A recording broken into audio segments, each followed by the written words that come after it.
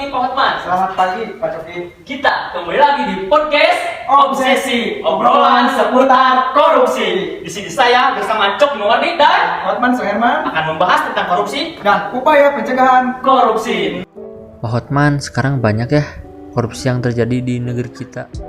Korupsi adalah penyelewengan atau penyalahgunaan uang negara, perusahaan, organisasi, yayasan, dan sebagainya untuk keuntungan pribadi atau orang. Pada zaman sekarang banyak sekali tindak pidana korupsi yang merajalela terutama di negeri kita Indonesia gitu. Betul, Pak Hotman. Contohnya juga kayak pejabat yang tindakan kasus korupsi itu sekarang banyak merajalela dari mulai Sabang sampai Merauke dan menghabiskan uang rakyat juga. Untuk tindak pidana korupsi juga bisa kita temui di kehidupan sehari-hari, bukan saja di para petinggi-petinggi negara.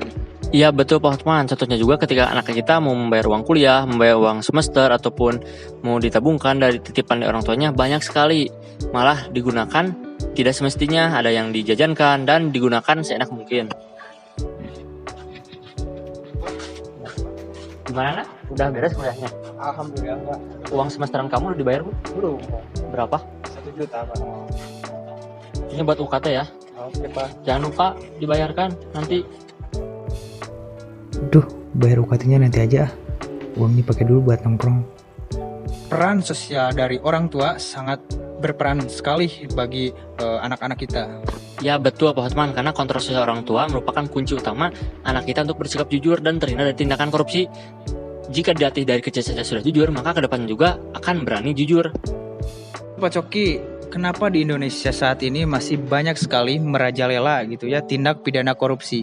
Pastinya dari kecil sudah diajarkan untuk bersikap korupsi.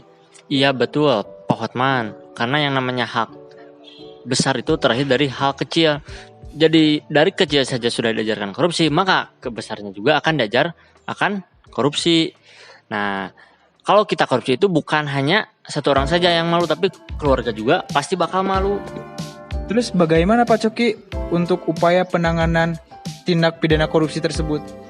Nah, Pak Hotman, dalam upaya pencegahan korupsi ini ada beberapa cara yang bisa dilakukan. Yang pertama ada kontrol sosial orang tua, mengontrol anak-anaknya bersikap jujur atau tidak. Ada juga kebiasaan lingkungan, berpengaruh juga ya lingkungan yang di sekitar kita terhadap tindakan korupsi itu. Dan yang terakhir yaitu ada agama, seberapa kuat iman kita terhadap tindakan korupsi itu.